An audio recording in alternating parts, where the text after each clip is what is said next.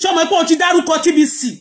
last time yẹn náà mo ṣe jó TBC tó jó gbogbo nǹkan Lagos State tó jó gbogbo ẹ̀ you get richer Lizzy Anjorin you are coming again wo kò nílé náà wàá tún ṣe tí ẹ tún fẹ́ ṣe kí ni Bukky Jesse ó lè ní ẹ Bukky mi ì lè sọ pé torí pé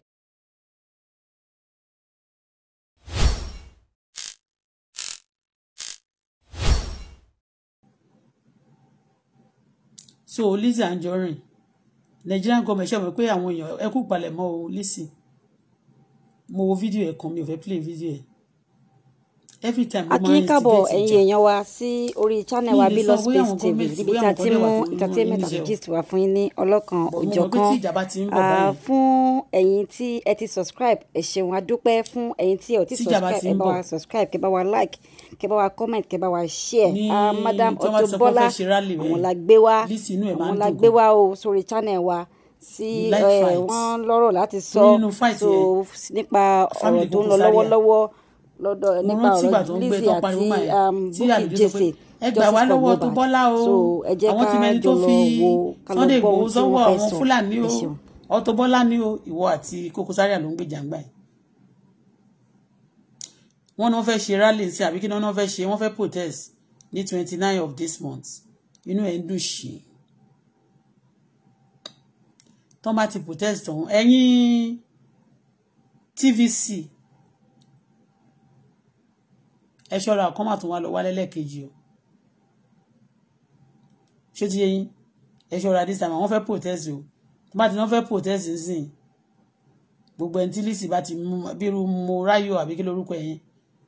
kọ́ máa lọ wílé ẹ̀ kọ́ máa fi opportunity sọ pé wọ́n fẹ́ protest tó bá ti dọjọ́ yẹn kẹyà múlé yín ní kẹ́ ti gbogbo kíní pa wọ́n lè lọ attack torí Lizzy ti jáde ó ti you know ẹ̀yin Shoprite TVC náà ṣe mọ̀ pé customer dédé ni wọ́n 2020 wọ́n ṣe attack wọn náà ni Shoprite náà ẹ wò wọ́n máa lùtì tó tó bá ti ní wọ́n protest nsìn àwọn Koko Zaria nsìn ni wọ́n máa dùn wọ́n á ti ráwọn boys ò lè jáde àti Lizzy a máa purọ́ òun ṣiṣẹ́ ni o kì í ṣe èèyàn mo fẹ́ sọ fún ẹ nsìn but tí tó sọ lónìí tí mo rí pé òun instigate ìjà àwọn Haúsá àwọn Fúlàní náà kò sọ pé Fúlàní àwọn Haúsá yẹn ẹ̀yin Yorùbá ṣe mọ̀ pé kò lè dá fún yín ṣe mọ̀ pé ẹ̀yin sìn ẹ máa jẹ tòmátò Haúsá máa ta tòmátò fún mi láwọn àdìdí máa kó tòmátò wá láti nọ́ọ̀tì wọ́n máa tà fún mi ní Èkó ń bí máa jẹ tòmátò Haúsá nítorí pé tòmátò táwa ń gbìn tẹ́lẹ̀tẹ́lẹ̀ ẹ sọ pé yẹn ò dáa tòmátò Yorùbá ò kì í dùn àtàtàrodo Yorùbá ò kì í dùn gbogbo ilẹ̀ tó yẹ kán fi gbìn nǹkan sí ó ní adẹ̀ nílẹ̀ rẹpẹtẹ gbogbo ilẹ̀ tó yẹ kán fi gbìn kọ́lẹ̀ ti bùtà ní abúlẹ̀ tàbá àti ẹ̀mọ́ bí tẹ́ ti wá ṣé wọ̀ wà nínú àwọn tó bu gbogbo ilẹ̀ ta ilẹ̀ tó yẹ kán fi gbìn nǹkan wọ́kọ́ ló wò pẹ̀lú àwọn tó ń bùtà tó sọ yẹ dábúlẹ̀ ṣòwò ilẹ̀ tí ò ń ṣe tiẹ̀ kán tó wí kán tó bọ̀ wá ti yí síbí kán tó bí kán tó bọ̀ kẹ́ tó pẹ́ kàn fẹ́ máa fagbára gba nǹkan ó ní wọ́n ti ń jẹ mọ́tò kíní Haúsá o kíní Haúsá ni tòmátò Haúsá ṣé gbogbo ẹ lè ṣiṣẹ́ ni ṣé ìwọ pẹ̀lú ọwọ́ ẹ̀ tó dàbí ọwọ́ èèyàn tó ti tírín tó dàbí pẹ́ẹ̀nì ṣé o lè fi mú ọkọ́ ó ní atayẹn ń kọ́ wọ́n ń kó atawá láti nọ́ọ̀tì ṣé Yorùbá lè kọ́kọ́ àjàjà yín tẹ́ gbélé kó yẹn arọ nìyí tẹ́ bá ti dáràn tán ẹrùn ẹlẹ́sẹ̀ méjì lè má máa dá sí ìjà tán ló ń bọ̀ yẹn kíjà ṣàṣẹlẹ̀ kó bá lè kẹ́lẹ̀ ró lè jà tájẹ̀tì nítorí pé nínú nǹkan tó bá dàrú lẹ́ máa ti ń jalè bẹ́ẹ̀ ni kíjà ṣá lè wà ṣe rí tẹ́ bá ṣe wèrè bọ̀ tí mo kàn fẹ́ máa sọ fún President Bola Ahmed Tinubu ń sìn àti gbogbo àwọn ìjọba yẹn àti DSS a máa bá wọn máàkì àwọn tó bá ń ṣe wèrè yẹn kẹ́ má ṣe wèrè tán kẹ́ wá máa sọ pé kẹ́ wá gbójú pamọ́ torí bó ṣe dálẹ̀ ńgbà yẹn náà nìyẹn nígbà gbogbo ìgbà tó máa ń ṣe rálì ó máa dálẹ̀ máa pẹ̀lú wọn báyìí ni kẹ́ máa jáde rẹpẹtẹ ìkọ̀kọ̀ dẹ̀ ní ṣe ẹ́ ìkọ̀kọ̀ ní ṣe ẹ́ àwọn tó kú àwọn tó ń lọ wà lẹ́wọ̀n ìkọ̀kọ̀ ní ṣe yín o ṣùgbọ́n ẹ máa dájàlẹ̀ àwọn Haúsá yẹn wọ́n máa kó tòmátò wá sékòó à ń jẹ tòmátò Haúsá ní Èkó ń bí Haúsá máa kó tòmátò wá fún wa a máa jẹ nígbà kan dẹ̀ ní bọ̀bọ̀ yẹn ṣẹ̀ṣẹ̀ dé ń jọ sọ pé Sẹ̀núdè Asua náà fẹ́ ṣe léyàngbà yẹn ló ń sọ Haúsá torí pé àwọn Haúsá ló máa ra àwọn bàtà yẹn tó máa pe bàtà China tó máa pè fún wọn ní Italian nígbà tó ń sọ pé kí ni orúkọ bọ̀bọ̀ tán náà release nígbà yẹn tó ń sọ pé boyfriend ẹni tó máa Sẹ̀núdè Asua Sẹ̀núdè kiri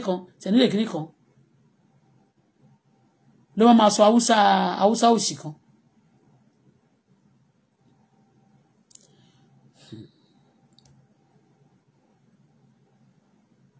tí wọ́n bá loot anywhere this time around Lizzy Anjorin gbogbo aṣọ tó wà ní ṣọ́ọ̀bù ẹni mo fojú ká ń gbọ́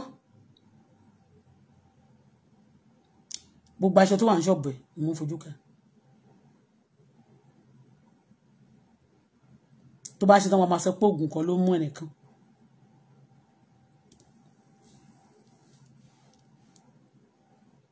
ṣé gbogbo àwọn tòmátò yẹn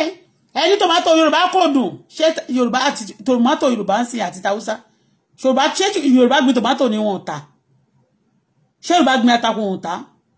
ẹ fẹ́ fọ́ gbogbo ẹ̀ ní bàbá kan ló sọ fún mi gbà yẹn bàbá yẹn kó má ní láìpẹ́ mi mọ́ olówó ni Ọ̀túnba Fẹ́mi Àjàyí ọjọ́ tó mi tí mo tó ní ó ní I just like you ó ní tó bá jẹ́ Ìjẹ̀bú ló fi pò ń gbà yẹn torí Ìjẹ̀bú náà ní máa yẹn ó ní gbogbo àwọn kiri tó ń rí ọ̀gá mi kan ló introduce ẹ̀ sí mi ó ní pé gbogbo àwọn Ìjẹ̀bú tó ń bá rí ẹ̀ afẹ́ta lẹ́sì afẹ́ta góòlù afẹ́ta aṣọ afẹ́ta bàtà wọn ò ń ta nǹkan tó bá le tó máa ṣáà máa fi gbóra tó máa fi ṣe báyìí ó ní I like you because you wàá gbé mọ́tò wàá tú mọ́tò wàá máa ṣe ó ní I just like you he wanted to mo ti sọ story wọn níbọ̀ jẹ́ nǹkan gbàgbé ẹ̀ síbẹ̀ ṣé ìwọ lè kókó ìwọ ò ṣe kọ́ tòmátò gbogbo ilẹ̀ tó máa lọ ń jíta yẹn tó bá tẹ̀ jẹ́ pò tí ìwádìí kó wá kọ tòmátò àti iṣu sórí àti àwọn kankan ṣé ò ní lè sọ̀rọ̀ tí gbogbo wọn máa ń sọ̀rọ̀ wàá máa sọ̀rọ̀ láwùjọ torí pé ẹ ti fèrú kọ́rọ̀ jọ Lizzy Anjorin torí pé ẹ ti fèrú kọ́rọ̀ jọ tí gbogbo yẹn máa ń sọ̀rọ̀ ìwọ náà máa sọ̀rọ̀ wàá máa dájà alẹ́ wàá máa sígẹ́ẹ̀tì ìjàṣá ni àwọn Haúsá ń kó tòmátò wá nísìnyí ṣé ká máa jẹ tòmátò Haúsá ni lọ ṣe tòmátò lọ kó tòmátò Bàdágìrì wá àbí kó lọ kó tàjàṣẹ́ wá ṣebí ta Haúsá sì ni ṣebí wọ́n gbà kan ni wọ́n kó tòmátò àjàṣẹ́ wọ sí Nàìjíríà tòmátò àjàṣẹ́ la máa rà ní máa 12 yẹn tá máa fi sóúnjẹ lọ kó tìlú ẹ̀ wá.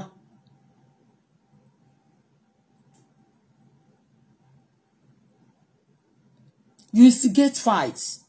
inú ẹ̀ ń dùn ṣìn torí pé wọ́n ní wọ́n fẹ́ jà ní on the 27 àbí wọ́n náà fẹ́ ṣe rally wọ́n fẹ́ protest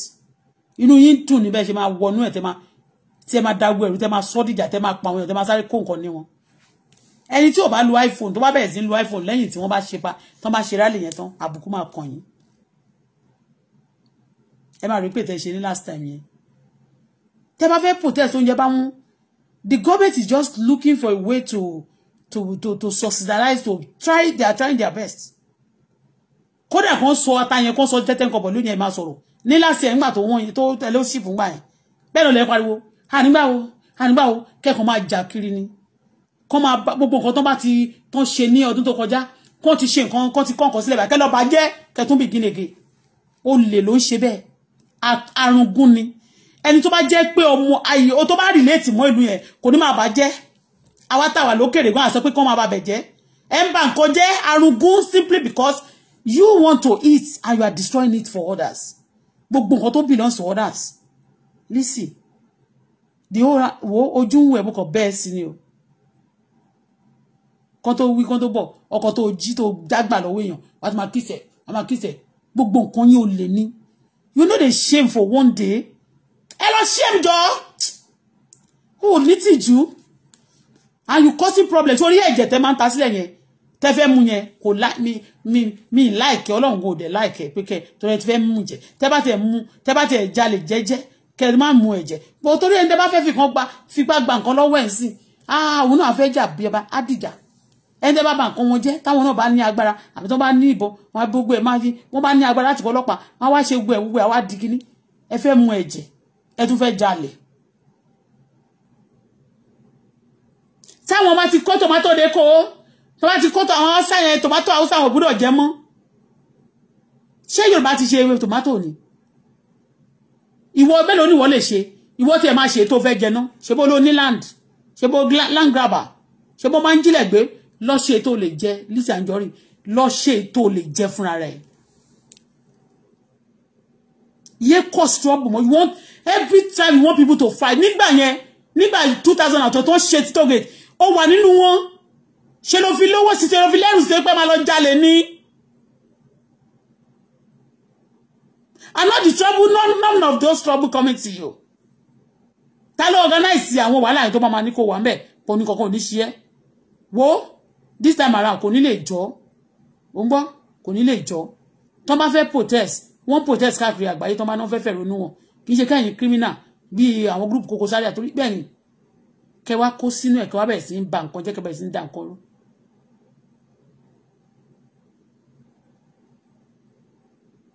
Gbogbo bí tó máa lọ loot nsìn ẹ̀yin ní on the 29 ẹ̀yin Shoprite ẹ open eyes yín ẹ̀yin tẹ́ bá ń ta mọ́tò tó ṣe ńláńlá ẹ open eyes yín gbà náà máa ṣe bí pé bóyá wọ́n ń jà ń sí náà máa wọnú garage wọ́n máa fi master key náà máa fi gbé kọ́kọ́rọ́ mọ́tò yín lọ ara wọn ti gbẹ̀kan tó bá gbé pé ara ń kan gáàsì àwọn olè ni wọ́n gbogbo àwọn majority things fraud yẹn kò ṣe bẹ́ẹ̀ lọ púpọ̀ nsìn gbogbo ọ̀nà ti lé ara ti kan wọ́n. So Lizzy ṣọ ara ẹ̀ mo ti ń wo ṣáàtì ẹ̀ ó ti pẹ́ tí mo ti dá sí at last òun ti instigate ìjà seriously kán lè máa kún into kéèyàn kú kò kàn ẹ́ kò wọ̀ kí ṣàṣà wà tẹ́ máa fi kẹ́ máa lọ jalè kiri nígbà yẹn wọ́n lò jí 91,000 wọ́n lò jí kíní kan 1,000 wọn ò kúrọ́ mọ́ ẹ ṣé wọ́n kúrọ́ mọ́ ẹ náà nígbà tó wá Canada nígbà tí ṣé wọ́n kúrọ́ mọ́ ẹ nígbà tó wá Canada tó ń fi ike oníke ló fi ra tíkẹ́ẹ̀tì wọ́n fi kọ tíkẹ́ẹ̀tì fún ẹ nígbà tó wá Canada wọ́n dá ẹ dúró ní airport Canada bí mi tí ì dé Canada ń gbà yẹn ní 2017 àbí 18 mi tí ì dé Canada ń gbà yẹn ṣé wọ́n parọ́ mọ́ ẹni everything wà ní wọ́n parọ́ mọ́ ẹni ní nǹkan tó máa rí kòrókòrò báyìí kó filé ẹ àti bàbá ẹ àti ìyá ẹ bẹ́ẹ̀ tí ẹ kì í sọ bó ti jẹ́ pé ẹ kì í kíra yín bó ti jẹ́ pé ẹ ti ẹ sọ pé ibi báyìí ló ti wá àmọ́ ibi tó ti wá Lizzy Anjorin ìlú tí mo wà yìí wọ́n mọ lé mi Nàìjíríà gbogbo tí mo sọ pa mi kò sí ìdíwọ̀n tí lọ ṣe tó máa ṣe feasibility study wọn lábẹ́lẹ̀. Do you understand?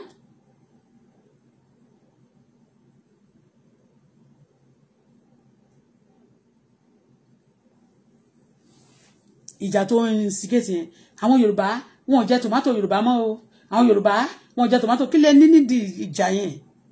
jùpẹ́ fẹ́ kàn fẹ́ ní ìṣẹ́jú kan tẹ bá sáré tó bá ti ní wọ́n ń da Nàìjíríà rú yẹn wọ́n á ti sáré ṣí bọ́dà wọ́n á jí nǹkan ní nǹkan gbogbo ẹrù ráìsì Dangote gbogbo nǹkan tí Dangote bá kó ẹ máa jí gbogbo nǹkan oníkan kó jíjí tẹ́ ń ti kó yẹn ẹ máa dẹ́ àwọn ẹnìkan ní gbèsè kì í ṣe pé ẹ máa fún gbogbo Nàìjíríà àtàwọn tó jà yẹn but certain people kan ló máa lọ jí gbogbo kinní yẹn tẹ́yìn máa fi ẹ̀ reach ara yín and then you be saying that you are fighting for Yorùbá you are fighting for Yorùbá which Yorùbá Yorùbá you are fighting for that you cannot help that you still ọmọ yóò máa gbọ́kọ́ Yorùbá ọmọ Yorùbá ó máa ní ọmọ Yorùbá ní ara ó ní ojú àánú ó máa kórúkọ àwọn ọmọ ọlọ́mọ sórí mídíà ó máa bẹ̀ ìwọ tún kó orúkọ ọmọ kọ̀ọ̀kan wá sórí mídíà ń bí let me tell you anytime ló lè rí mi Nàìjíríà wọn ò lé mi ní Canada o ẹni bá ní má dé mi ní dé bá mo máa tú àṣírí àjálẹ̀ yín àjálẹ̀ group ẹni bá dé bẹ́ẹ̀ ni mo sọ fún ẹ torí kó wá ṣe tán yeah you are working ni working oh you are not doing anything wàá gbé aṣọ kan síbí àwọn aṣọ wèrè yẹn Tolú má bínú díà bá mi gbé lẹ́sì tí kan tó wà lórí bẹ́ẹ̀dì yẹn wá gold yẹn wàá gbé lẹ́sì kan síbí tó bá gbé kan bẹ́ẹ̀ wọn èmi náà máa ṣe é sìn àwọn èrò tó ti wọ̀ tẹ́lẹ̀ láti báyìí ṣẹ́rí ó ṣe máa ju sọ́pọ̀ rẹ̀ apá kan yìí ni wo bá mi gbọ́ yẹn ẹ tẹ́lẹ̀ ṣẹ́rí ìwà àjàjà kó tún wá lọ so kí lorúkọ ẹ̀ kí ní tó fi ń ṣe kí náà kó so sára kọ́tìnì yìí á lọ so sí aṣọ ìyá wúwo bí wèrè ṣó ti ṣe bẹ́ẹ̀ ó rèé kò tán kankan o tẹ́ bá sọ pé ẹ sọ fún àwọn tó fi ń wọ̀n kò ní gbé fún wa kò ní jẹ́ ká rí ó lè lọ ṣe níjọ́ yẹn tá bá sọ pé àwọn olóòrànsìn ó lè jọ ní pákéjì òun tàgàn lọ́sẹ̀ wá máa fi irọ́ ni o ó kàn fi camouflage ni o Lizzy Anjorin gbogbo aṣọ ẹ ìwọ ló tiẹ̀ jẹ́ pé bó tiẹ̀ ń rà bó tiẹ̀ ń wọ kò sí wàhálà tòmátò haúsá yẹn rodo haúsá a lè máa jẹ tó wo rodo haúsá rodo yorùbá yẹn báyìí sì ṣe ló dá dáadáa ó ta ni ó ta ju ti haúsá lọ ìwọ ló lè gbìn gbogbo ilẹ̀ tó jí gbé mẹ́ ò ṣe gbìn kan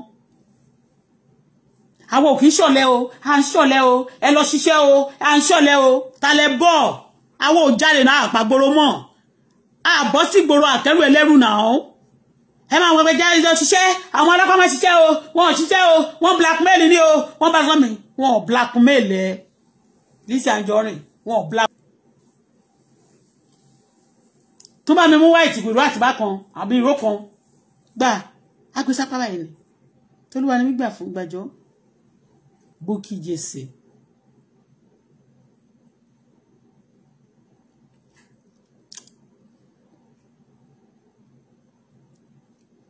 Title yẹn ni pé stop your fraudulent activities.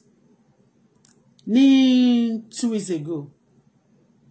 Brekete sọ pé òun fẹ́ ó máa ṣe autopsy and whatever tó bá tún fẹ́ ṣe ó lò máa ṣe ó lòun ò dẹ̀ need owó anybody nígbà tó sọ tó ìwọ tó wá jáde pé tó bá lòun máa ṣe ẹ̀yin náà máa tún ṣe tí ẹ tún fẹ́ ṣe kí ni Bukky Jesse ó lè ní ẹ Bukky mi ì lè sọ pé torí pé ó lè ní ẹ àwọn tó dẹ̀ ní pé kó máa ṣe bẹ́ẹ̀ yẹn bí irú àwọn tó ń support yẹn tó ń fún ẹ lówó yẹn à ní pé kó má dáwó fún ẹ bọ̀ tó ẹ̀ ṣe autopsy kankan ó lè ó ní ẹ ó lè ojúkorojú ó mọyé èèyàn tó ti kú nínú ìjọba ní Èkó yẹn ẹnìkan súnmọ́ Sanwó-Olú lẹ́nu ọjọ́ mẹ́ta yìí young guy ẹnìkan nínú house of rep kọ́ ni àbí rep one young the youngest kìíní honourable láàrin wọn he died last week.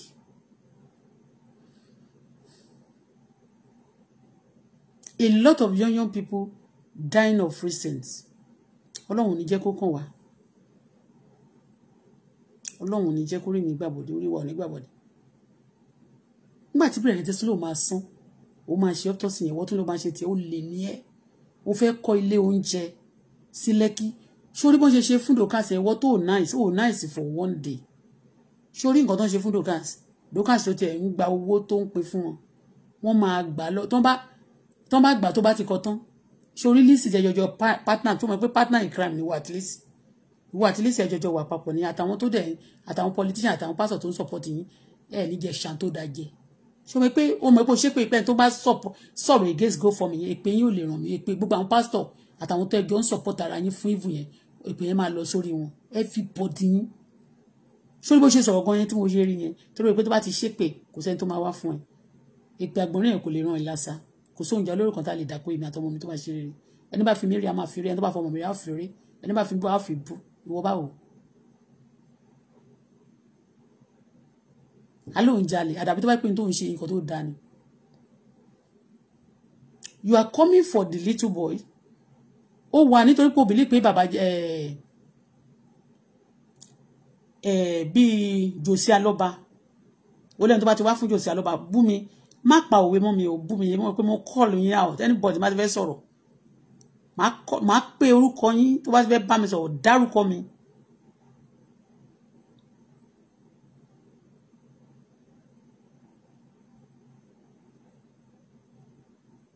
dá orúkọ mi you are coming for oní Josie Aloba ló máa gba gbogbo ogún tí Mohbad gbé sílẹ̀ torí pé ìwọ fẹ́ fẹ́ mọ Josie Aloba ó fẹ́ fẹ́ máa yẹn ó lè fẹ́ torí bí àwọn tó ń kòṣì yín bí Lizzy bí kẹ́ múyàn lórí anybody yẹn lè fẹ́ anybody ṣé ti yé ayé yín kì í ṣe ayé wa you understand. Lizzy Anjorin náà gba ọkọ lọ́wọ́ ẹnìkan bọ́ tẹ̀sẹ̀ pé bọ̀bọ́ yẹn ti ṣalẹ̀ jẹ́ rí aṣalẹ̀ ní nìbàdàn òun ló ṣàgbolo rí ó ti ṣàgbolo dé pọ̀tárì bọ́ ọkọ ẹ̀yìn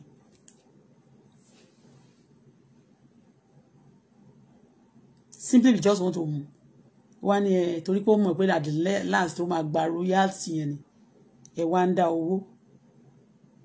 ok mi ní pé kó má dáwó fún yín o bọ́ gbogbo owó royalty yẹn àwọn tó ti dá owó tí ó máa gba tó má ti wá sanwó royalty tó má ti sanwó royalty yẹn ṣé ẹ máa dáwó owó tí àwọn tó dáwó yẹn máa fún wọn lówó padà ni owó royalty wo ni Joseph fẹ́ gbà owó ni owó royalty wo ló fẹ́ gbà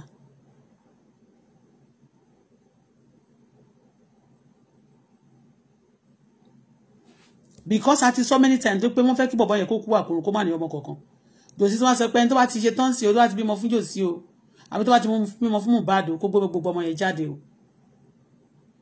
so tó bá gbọ́ ọmọ kan jáde ń sí ó pìfẹ́ ọmọ tán ti gbélé lọ́wọ́ tó ń fúnra rẹ̀ sọ pé Mohbad gbélé òun lọ́wọ́ pé kó máa tọ́jú ẹ̀ tó ti kọ́kọ́ sọ ń bìgínì tí wọ́n wá kóṣẹ̀ wọ́n dà ọ̀rọ̀ lé lórí tán ó wá bẹ̀rẹ̀ sí sọ pé ọmọ yẹn ń kọ́ wá gbógun ti ọmọ ọlọ́mọ ọmọ òkókó a ti sọ tẹ́lẹ̀ tẹ́lẹ̀ pé àwọn akadémíyà àwọn èèyàn tó wà láyé tó yẹ pé wọ́n lọ àwọn celebrate wọ́n máa adopt ọmọ ó tọ́jú ọmọ yẹn ó ti gbé ọmọ kó tẹ̀ wá jẹ́ torí ẹ̀ ni wọ́n tún ṣe wá pa ẹnìkan mí believe ẹ̀ iṣẹ́ àfẹ́fẹ́ system tí ọmọ yẹn dànù kẹ́ bá lè jogún tó máa san owó yẹn fún yín tẹ́ ẹ̀ bá lóṣù kọ̀ọ̀kan wọn ò lè san owó kọ̀ọ̀kan fún yín níbi tí Nàìjíríà dé lónìí they just use you to fight wọ́n máa ti just cause tán at the end of the film ni actor yẹn máa ṣe kú àwọn bóòsì gan wọ́n ṣe wá gbójú jáde nígbà tó ti ní wọ́n fẹ́ ṣe how many autopsy lẹ fẹ́ ṣe kí lọmọ yẹn ṣe fún yín gan tẹ́ fẹ́ kó ku ẹ̀ kó jẹrà síbẹ̀ yẹn kí ló ṣe tí ó ṣe ló ṣe fún yín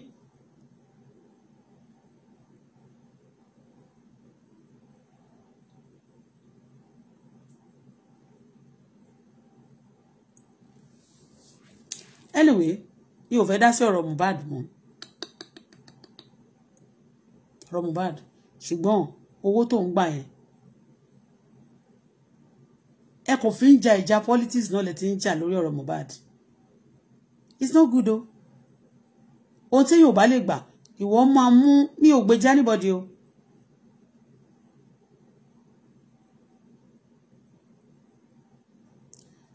ẹ sọ pé ẹnìkan gba owó 60 million ẹ̀yin náà dẹ̀ máa jókòó síbẹ̀ ẹ máa gba owó anyway ṣá owó kókú lọ kárùn lọ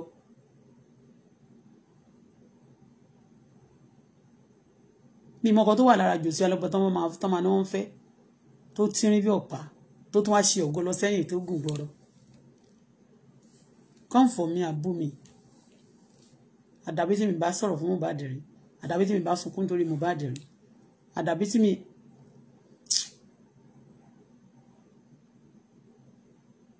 ó lè ní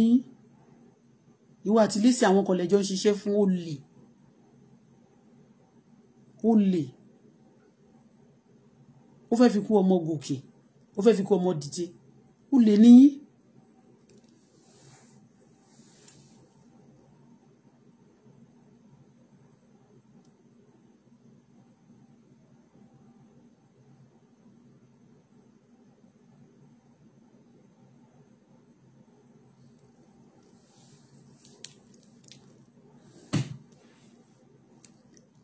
Only somebody let me read. Only but what if the Aloba accept the boy and we all the proper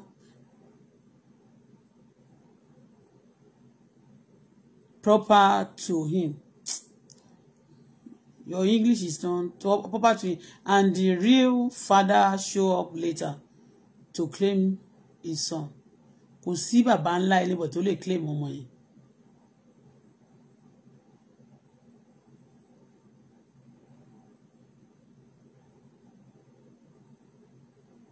Any day tí proper father kan bá dé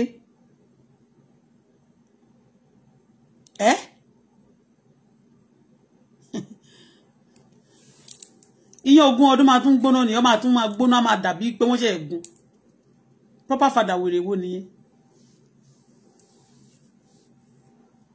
Nǹkan tí ẹ̀ ń try láti sọ tí ẹ̀rù ń ba everybody pé wọ́n fẹ́ fowó yẹn claim royalty àkàìmọye tó kówó sí àkáǹtì lónìí tówó yẹn pọ̀ ju owó royalty tí ẹ fẹ́ gbà yẹn tó ti kú kí láàárọ̀ yìí ẹlòmíì ń jáde lọ́wọ́lọ́wọ́ ó ń jáde láyé bá ṣe ń sọ yìí tówó tó wà lákáǹtì ẹ̀ ju owó royalty yẹn kódà ó lè ra ẹni tó ní royalty àti royalty ó ti yé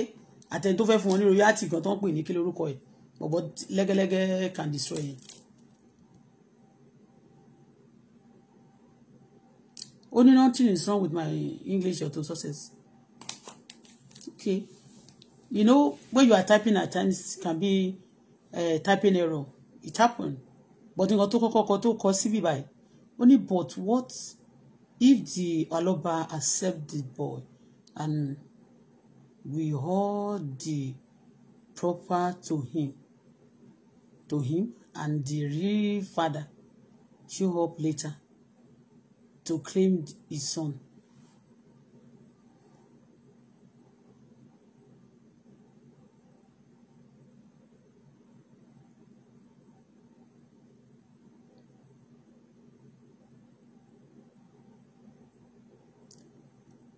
Okay. Boy and we hold the property to him. Oh, sorry. But what if the Aloba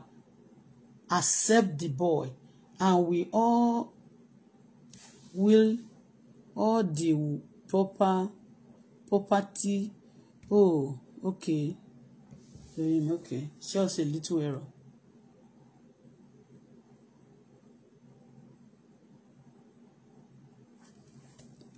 Okay, will all the property.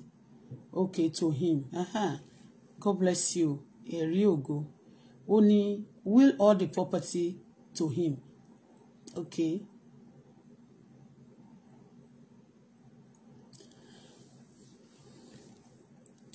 Let me tell you, at this junction, the property cannot be willed to even Liam alone. All right? The property cannot be willed to Liam alone. All right? I don't support evil, but àwọn èèyàn ti ṣe nǹkan kan wrongly. And when you do things wrongly you get wrong answer. When you do it right, you get right answer.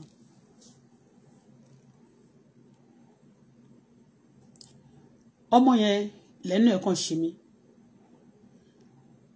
Again náà kẹ̀dẹ̀ rí ẹnu ẹ̀ tó ṣe mí mú. Torí ẹ̀ ẹni tó bá fẹ́ràn ẹ̀ wá gbọ́ràn sí lẹ́nu. Both ọmọ yẹn àti ìyàwó ẹ̀ pátápátá ní Alọ́ba ó ti rí ó ló máa ń ṣe yánmayàmá. Ó accept ìyàwó yẹn ó dẹ̀ accept ọmọ nígbà tó wà láyé. Ọmọ yẹn ti kọjá 1 month kó tó kú náà kò ṣe pọ́jọ́ tó bí ló kú.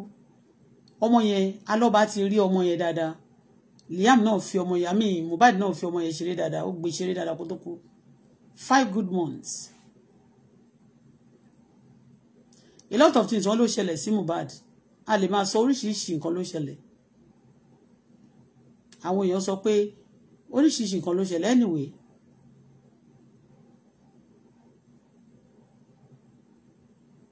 wọ́n lè wílẹ̀ fún kò sẹ́ni tó máa gbalẹ̀ yá mú wọn kì í gbà kàtà láwọ̀ àkìtì ló máa gbà pé a jáde àwọn olóhùn ẹni yẹn gan-an kò ní dáa fún ni ó kò lè má let me tell you something àwọn míì wà nílé ọkọ lónìí mo forúkọ bá àwọn kan ní àṣírí